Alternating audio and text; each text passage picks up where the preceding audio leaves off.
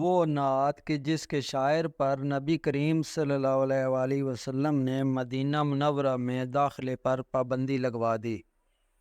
حضرت مولانا جامی رحمۃ اللہ علیہ ایک نعت لکھنے کے بعد جب حج کے لیے تشریف لے گئے تو ان کا ارادہ یہ تھا کہ روضہ اقدس کے پاس کھڑے ہو کر اس نعت کو پڑھیں گے۔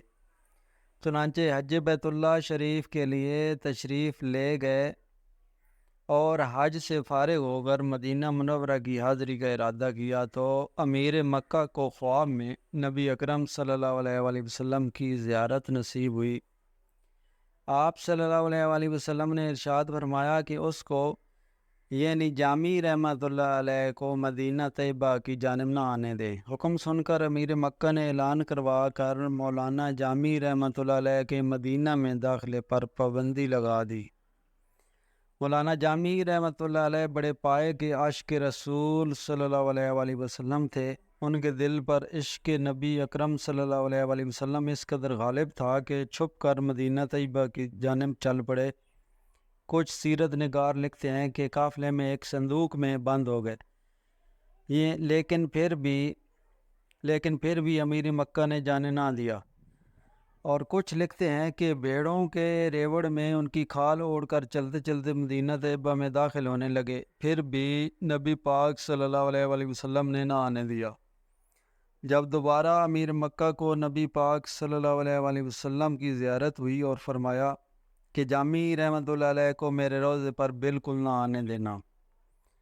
جب اس نے یہ حکم سنا تو اس نے اپنے آدمی دوڑائے جو مولانا جامی رحمۃ اللہ علیہ کو مدینہ منورہ کے راستے سے پکڑ کر لے آئے، اور امیر مکہ نے مولانا جامی رحمۃ اللہ علیہ کو سختی سے جیل میں بند کر دیا۔ چنانچہ تیسری مرتبہ پھر امیر مکہ کو نبی اکرم صلی اللہ علیہ وآلہ وسلم کی زیارت نصیب ہوئی۔ آپ صلی اللہ علیہ وآلہ وسلم نے فرمایا جامی کوئی مجرم نہیں ہے، بلکہ ہم اس لیے اسے اپنے روضہ پر آنے سے روکتے رہے ہیں کہ اس نے کچھ اشعار لکھے ہوئے ہیں جن کو وہ میری قبر انور پر کھڑے ہو کر پڑھنا چاہتا ہے۔ اگر یہ مدینہ طیبہ پہنچ گیا اور میری قبر انور پر حاضر ہو کر اس نے یہ اشعار پڑھ لیے تو مجھے قبر انور سے باہر نکل کر جامی سے مصافحہ کرنا پڑے گا، لہذا اسے ہر حال میں روکو۔ پھر امیر مکہ نے آپ رحمۃ اللہ علیہ کو قید خانے سے نکالا اور بڑی عزت و تکریم کے ساتھ پیش آیا۔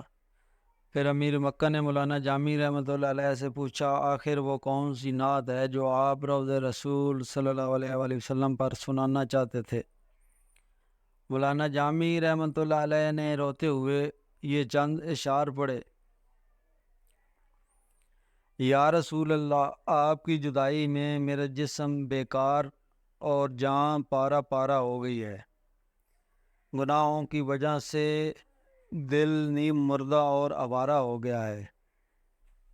یا رسول اللہ، اگر کبھی آپ میری جانب قدم رنجہ فرمائیں تو میں غریب اور ناتواں آپ کی جوتیوں کے نشان پر جان قربان کر دوں۔ میں اپنے کیے پر حیران ہوں اور گناہوں سے سیاہ ہو چکا ہوں، پشیمانی اور شرمندگی سے پانی پانی ہو رہا ہوں۔ یا رسول اللہ، روز محشر جب آپ شفاعت کا بازو گناہ گاروں کے لیے کھولیں گے، یا رسول اللہ، اس وقت جامی کو محروم نہ رکھیے گا۔ مولانا عبد الرحمن جامی۔